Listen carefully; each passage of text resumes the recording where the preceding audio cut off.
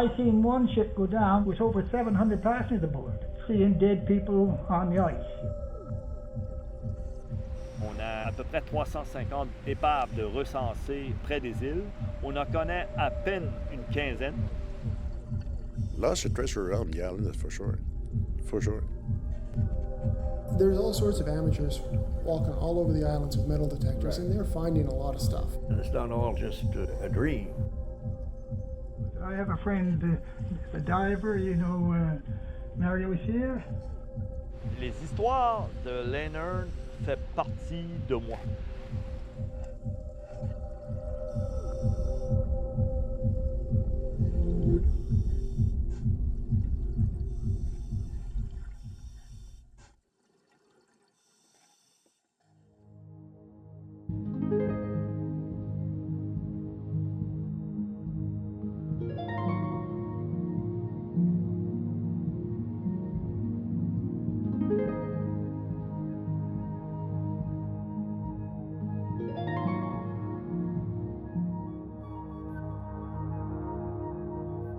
The Magdalen Islands sit isolated in the Gulf of St. Lawrence, surrounded by sea and 5 Canadian provinces beyond the horizon.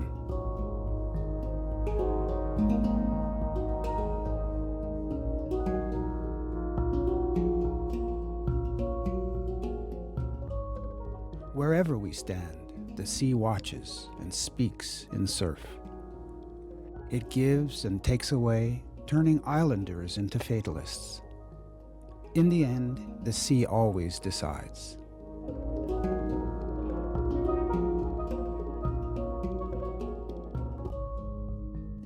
Over 350 recorded shipwrecks surround the islands. Only 15 have been found.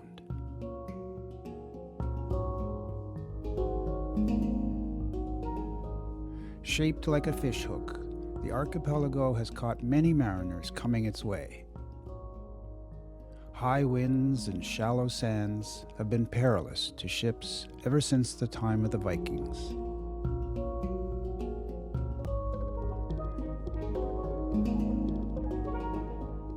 This underwater cemetery hides its vessels, buried deep in sand, making archaeological missions both complex and expensive.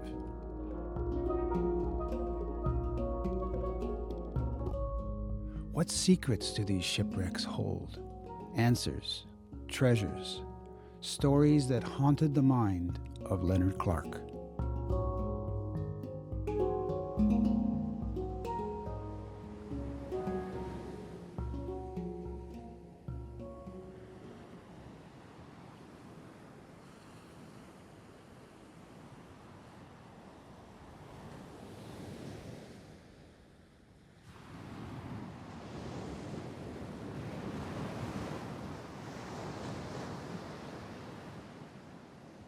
My grandfather was from Finland. He was wrecked here. My wife's grandfather was a shipwrecked. He was from the Jersey Islands. That's why probably I got such an interest in ships. My grandmother's house was the meeting place for all of the old people. I'd be sitting there listening, and it looked like a disease. I caught it. Shipwreck research is one research that is very hard. I had a good knowledge before I even went to any archive.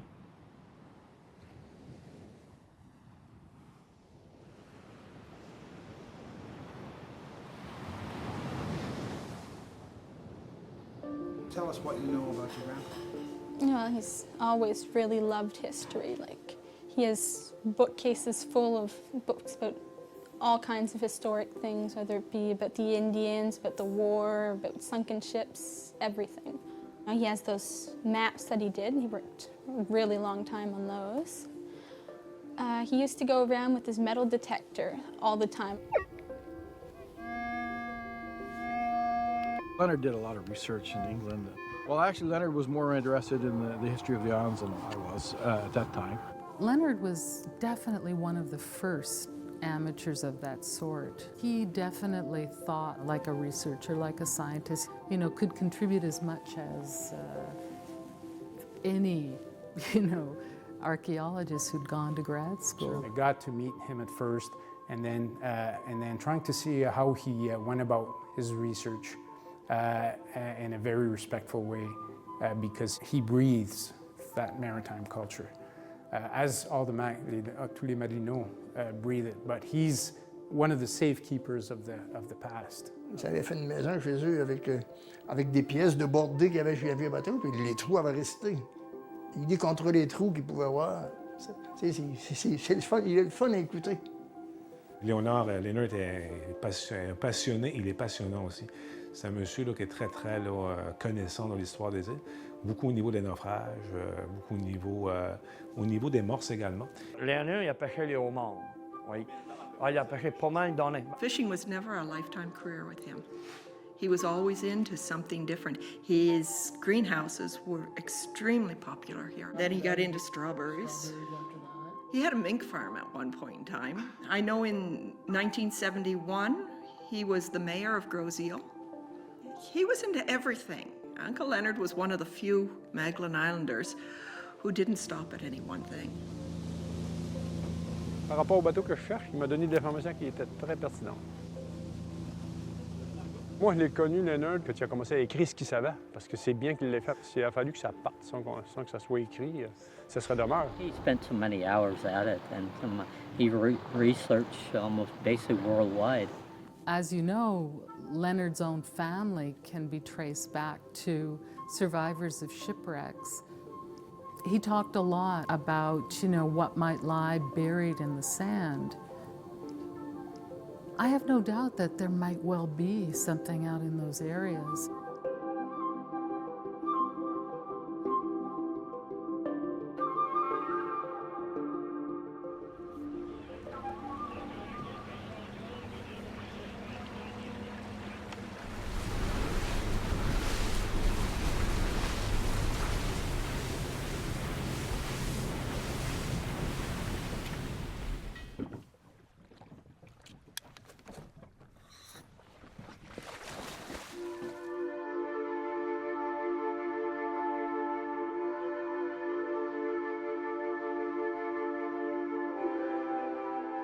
Mario Cyr is a commercial diver and world-renowned underwater cameraman. He has worked on 130 documentaries in 54 countries.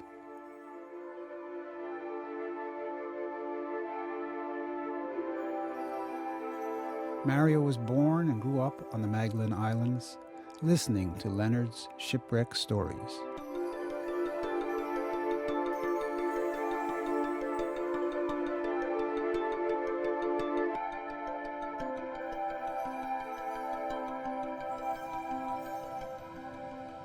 Quand j'ai commencé à côtoyer Leonard, c'est bien sûr par rapport aux épaves. Moi, je parlais pas beaucoup anglais et Leonard ne parlait pas beaucoup français, mais on essayait de tous dire. On avait, qui était mon ancienne femme d'époque, Lynn, qui était parfaite bilingue. Donc, souvent, elle nous arrêtait, attendez. Puis, écoute, moi, j'avais vraiment peur qu'il fasse des crises de cœur, ce gars-là, quand il s'emballait complètement quand il parlait des épaves. Donc, il était extrêmement excité. On est à peu près à 2000 à l'est de Pointe-aux-Loups. Et quand on transporte ça sur la carte de Leonard, en 2001, je travaillais sur un projet pour monter des expéditions pour trouver des épaves aux îles. Je sais qu'à un moment donné, je vais m'investir beaucoup plus à fond parce qu'on a des trésors inestimables ici.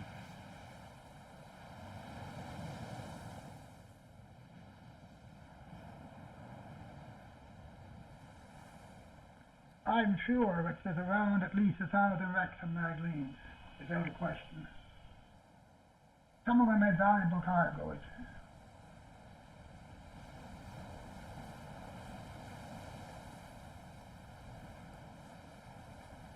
I spent my entire life at this work to find out the story of the Magdalenes.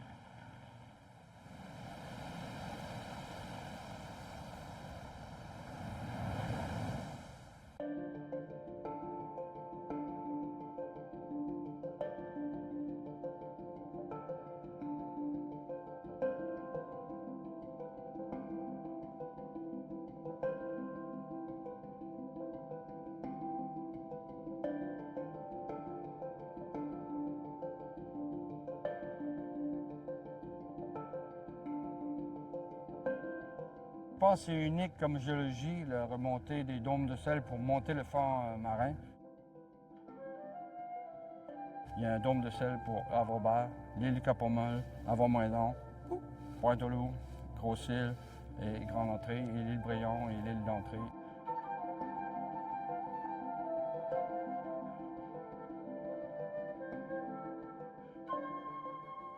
The salt domes created the islands and support today's local economy. However, this natural resource is not what attracted the First Nations and Europeans. Why are there hundreds of shipwrecks surrounding the Magdalen Islands? What were all these ships doing here? What were they after?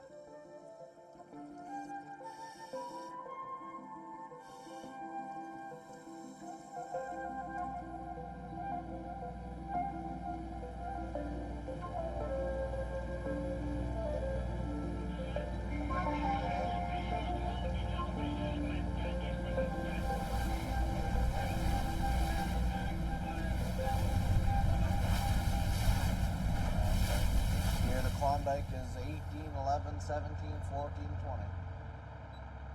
Wherever there's perch, we'll put the flatfish. We'll use mostly mackerel, 2 mackerel here. See, this one here is good. And then you got to check underneath for spawn. See, that's not allowed taking them ones.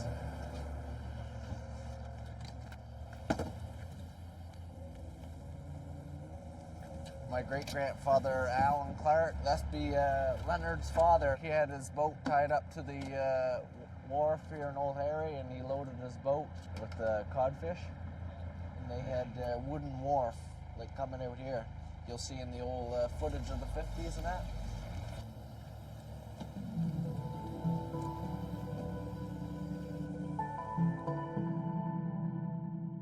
Long before Adam and Leonard Clark, Micmacs and Europeans exploited fish, seals, and whales. But it was another marine creature that established settlements and propelled the economy of the islands.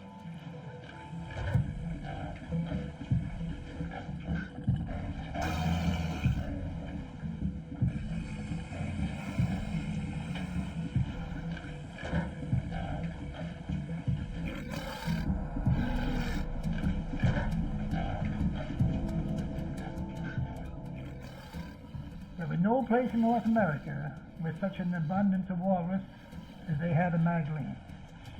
And they wanted it for the oil and the ivory.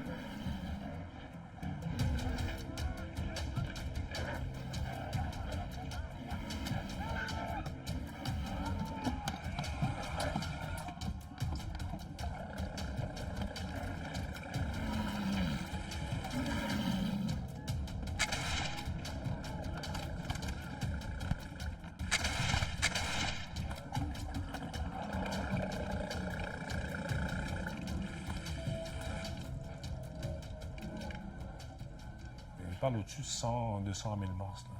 Il y en avait au-dessus de 100 000. Ça a été probablement la première ressource financière importante aux îles. C'était à cette époque-là beaucoup plus important que la pêche en termes de retombées économiques. Encore aujourd'hui, si on va se promener à Old Harry et qu'on fait attention là, en marchant, là, on peut trouver là, assez facilement des petites dents et des ossements aussi. Là.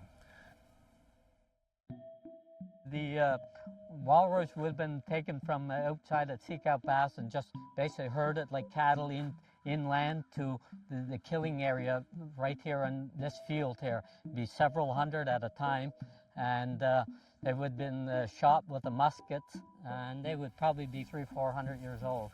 You can use a metal detector, and you could find a lot of musket balls all over this field. Are you? Oh, good. I just found one there. It's really, really flat. Must have been a direct hit. Walrus bone.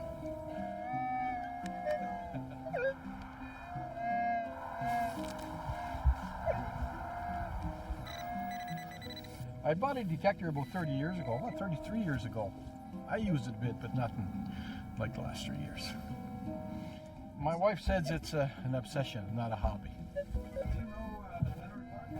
Yes, I've known Leonard for 40 years. Did you ever go out metal detecting with Leonard? Yeah, actually in 19 79. Yeah, and it was ironic. We both had the same type of detector, you know. And at that time, Leonard had found numerous musket balls all together, like I did, but he had found more actually.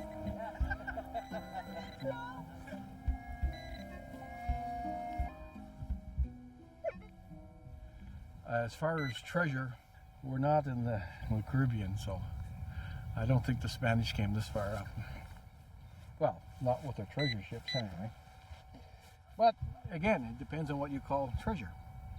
I've gotten like the old coins and the brooches and the rings and the axes.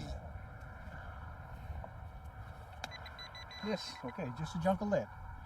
But the significance of it is it was the cause of the extinction of the walrus in Magdalen Islands. Last one they saw here was in 1799.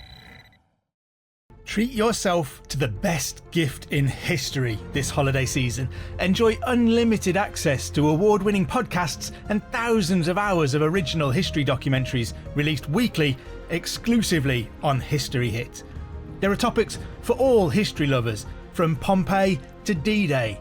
Sign up via the link in the description for an exclusive discount. Don't miss out on this incredible opportunity to explore the past like never before with History Hit.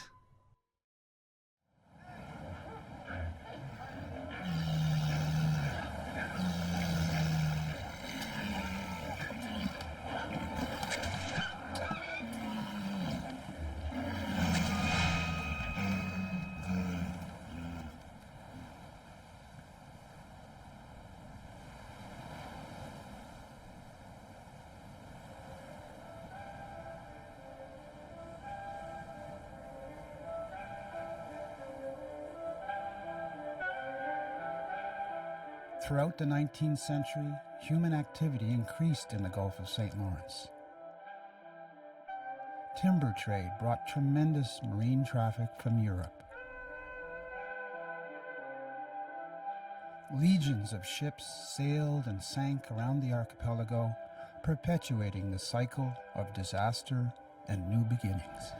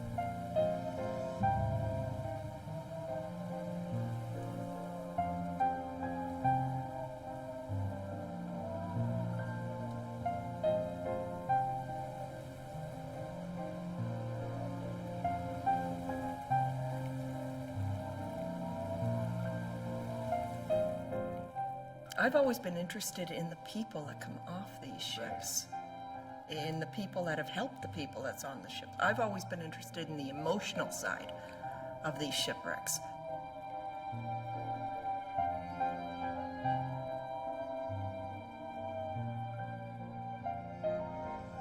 The Miracle was a famine ship from Ireland, and they had the fever on board.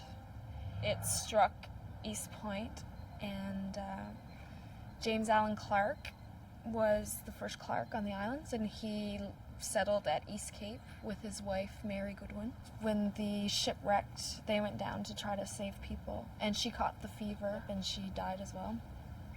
She's buried in East Cape. I think it was 180 people are buried in the sand dunes, like in unmarked graves.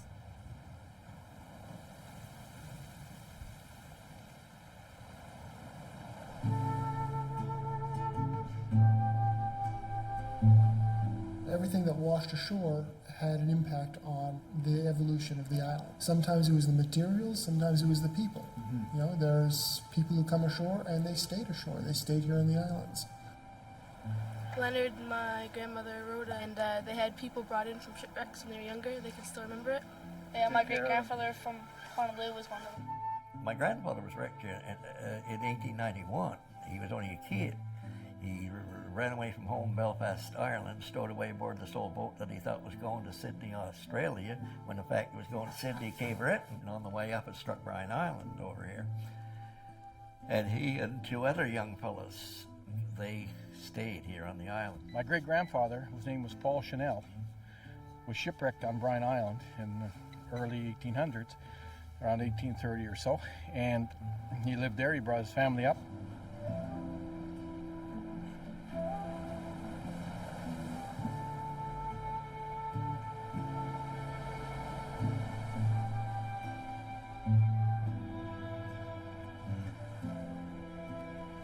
Il y a des Irlandais comme les Cummings, des Doyle, les Cassidy, les Queen, les Delaney sont des descendants de naufragés. Il y a eu même un bébé qui a été retrouvé dans une chaloupe qui avait été rejetée, puis il l'appelait Sophie la petite misère.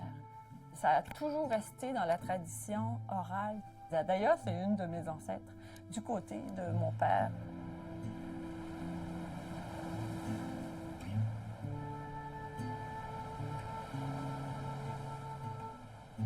Everybody who has a long family history on the islands is linked to a shipwreck one way or another. But in some cases, for instance, Leonard's case, some families are more deep into it. It is living history, basically, that's what it is. And it is fascinating to engage somebody who not only knows about history, but really transpires it and lives it.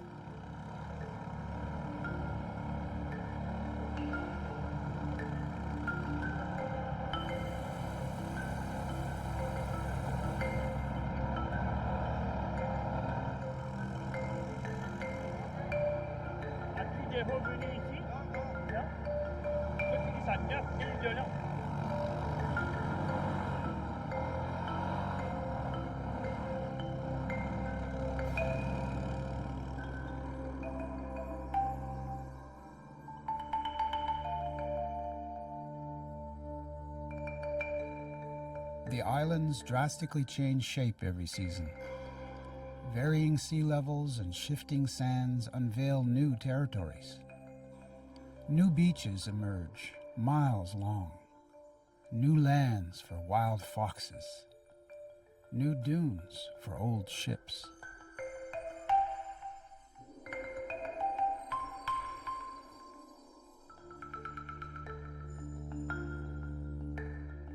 And some of the lumber from the wrecks were sold at public auction.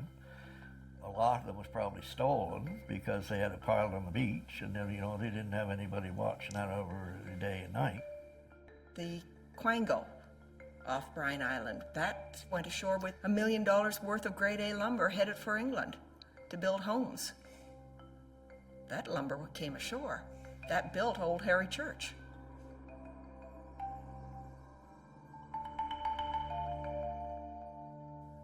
A lot of people got their homes built from that ship. Sheds, barns, shipbuilding. They got their boats, the fishing boats. So nobody died on the ship, but it really did. It had a massive impact on the Magdalen Islands. These were things that people at the time needed, and there's no way they could afford. So in many ways, a study of the shipwrecks is a study of the history of the Magdalen Islands.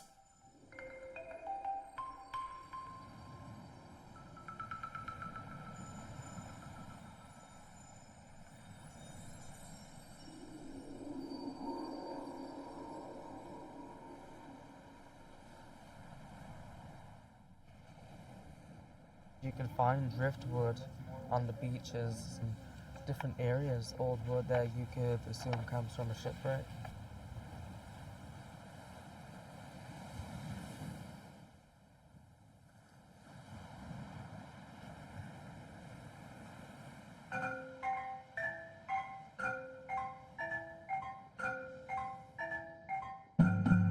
As archaeologists, we encourage people to always report archaeological sites, both on ground and underwater, It's, in fact, against the law to knowingly interfere or damage an archaeological site.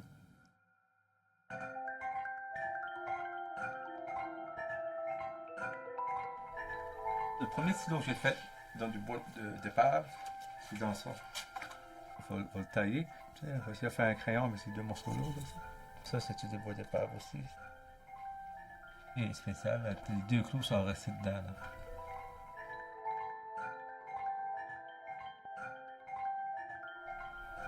Ma bibliothèque dans mon salon est faite avec ce bois-là de Locust Beer. C'est intéressant de travailler avec de la matière que d'histoire. J'aime mieux ça qu'aller chercher du bois à la quincaillerie.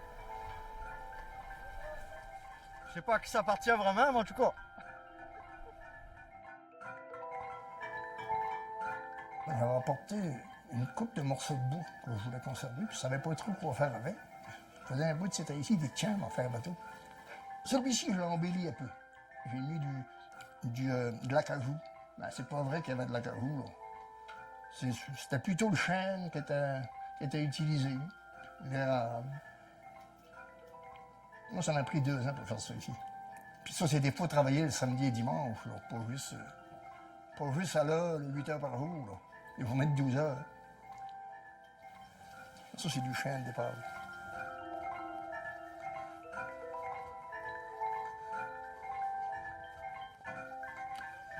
C'est ici que je m'amuse, parce que, tu peux rentrer un à la fois, là. Ça ici, c'est la boudeuse que je suis après de faire. Tu vois?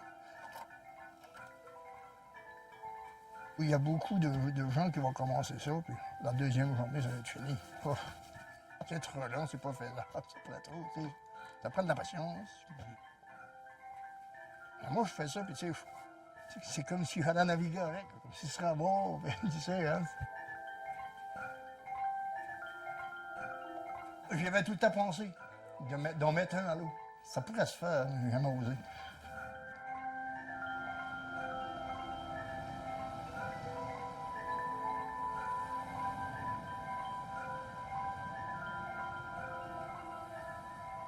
Madalenos continue to discover relics from the deep, washed up on their beaches.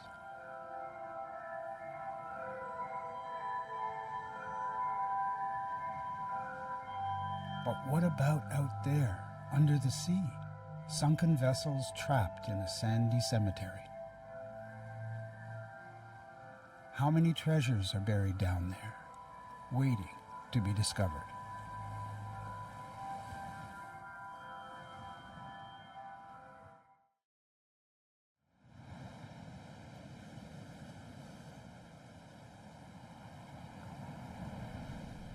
I would always research. I would take my spare time, like on the weekends, and I would go research. As a belief that shipping companies would be compelled by law to record wrecks, I made the map. I went to Lloyd's in London, went over to a lady at the desk, and he said, "What field are you working in?" Well, I said, "I'm working in shipwrecks."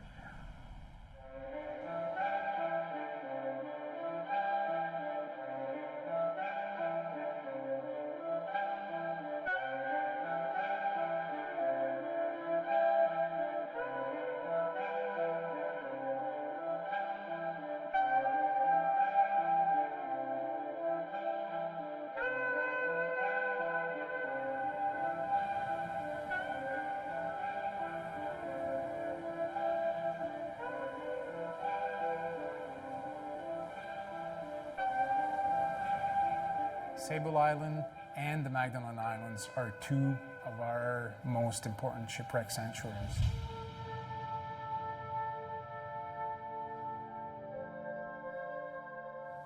There's a good chance that Leonard's map is quite an accurate map.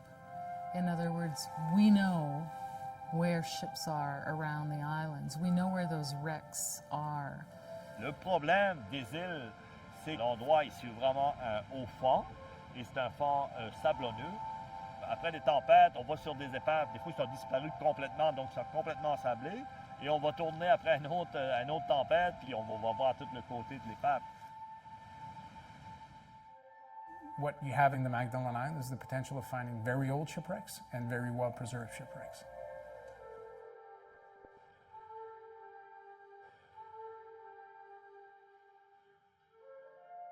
Il y a beaucoup d'épaves qui sont trouvées grâce aux pêcheurs. Souvent, ils pensent que c'est une roche. Mais là, à un moment donné, il me parle de ça, puis il dit, c'est drôle, il dit, à cet endroit-là, il dit, il y a du sable, tout à coup, il y a de quoi pour mettre 3 cages. Il dit, c'est pas grand. Là, j'ai allumé, il dit, c'est peut-être une épave. Je suis allé voir là. Cette plongée-là, il n'y avait pas d'eau, il y avait 15 pieds d'eau.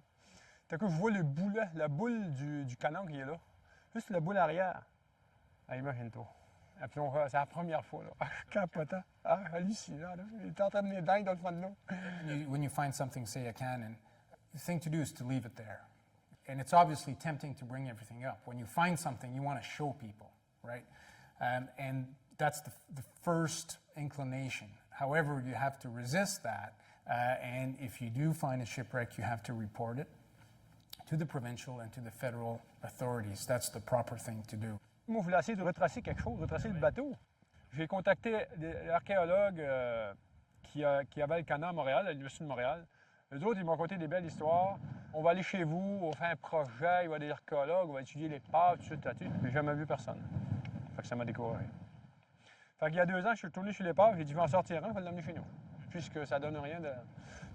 Alors moi, je suis passionné quand je parle de ça. Il n'y en a pas beaucoup aux îles qui ont ça à côté de la maison.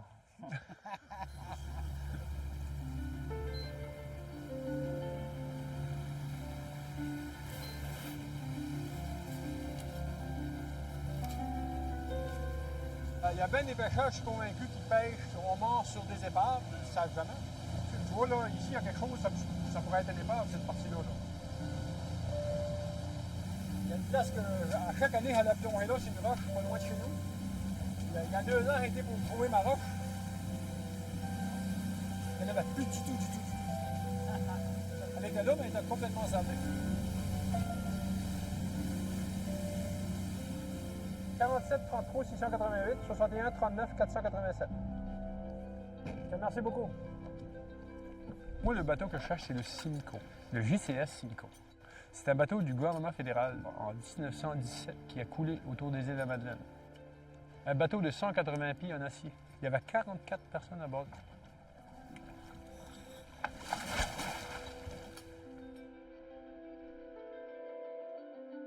Ils ne savent rien encore aujourd'hui de ce qui s'est passé de ce bateau-là. Mais Leonard Clark m'a donné des informations qui étaient très pertinentes.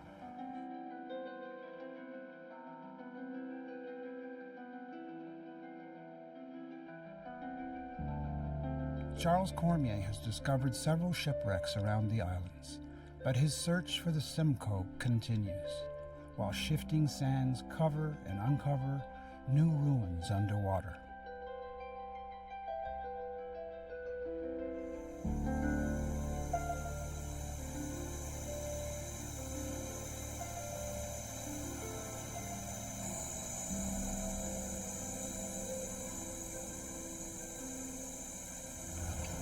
J'étais en train de pêcher au salut, puis mon salut a pris dedans. C'est pareil, hein? 6,70 et 504. Alors, on voit très bien sur l'écho sonore quand on arrive sur l'épave. C'est tout haut comme ça, hein? Ça descend. On dirait que ça descend tout le temps un petit peu, ça se creuse un peu, puis ensuite on remonte sur l'épave. elle est vraiment dessus. Ouais. Wow. Donc Pascal, quand on va arriver sur le bout de bord, on s'en va vers la terre, puis on devrait tomber dessus. Okay.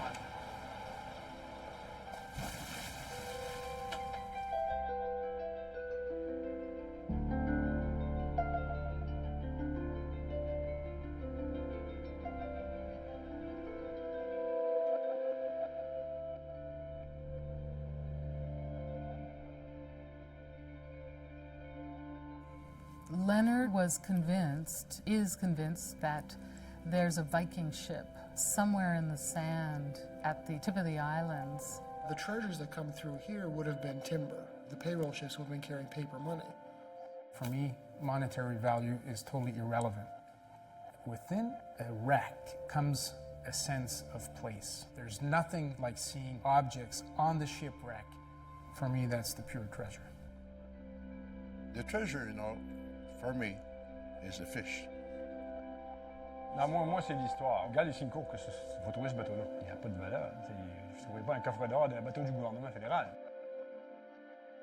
They say the Essex, which was the first registered sunken ship here, was carrying a load of gold coins. That's what's fascinating about the whole aura around shipwrecks. It's the stories that are true, but also the legends. And for us, it's to try to make sense out of both.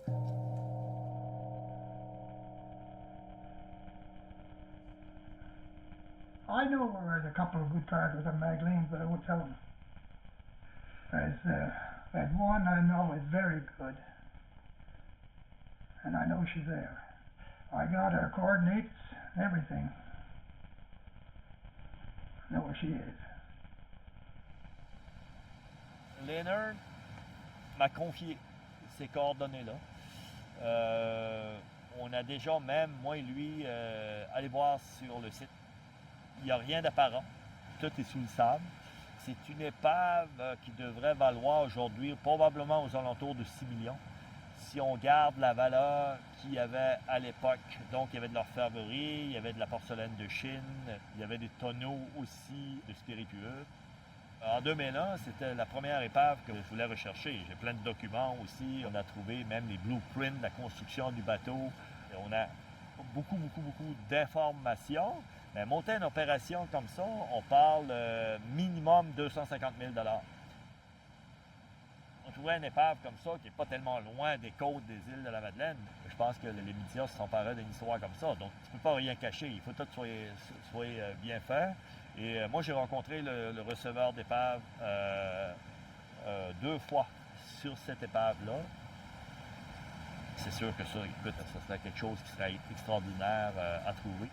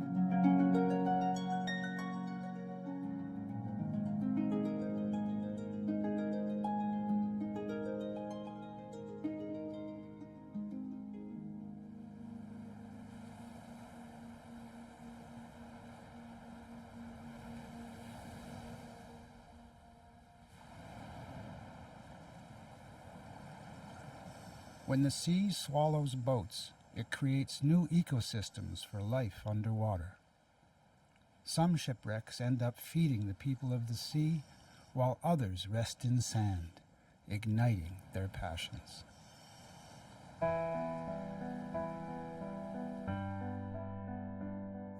Leonard had that kind of optimism that not everyone needed to appreciate what he was doing or know about it. What mattered is that it had to be done. We knew of Leonard's maps, of course, and you can only respect the amount of work that goes into one of those, and more specifically, the passion. He was always very upset if he saw information come out that was incorrect. That really bothered him. Oh, he had great respect for Mario as a man, as a diver. But then Mario has always been interested in shipwrecks, and so who is the man to go to find out about shipwrecks? Quand l'estime s'installe, il n'y a pas de barrière de langue, ni de religion, ni de couleur de peau. Puis là, on était reliés surtout par quelque chose qui nous passionnait énormément tous les deux.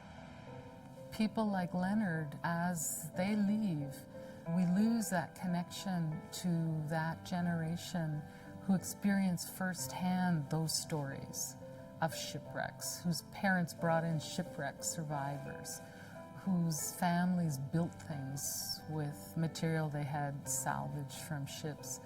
I think we're lucky because Leonard has left us a great deal to work with in his research, but there's a lot more that has to happen.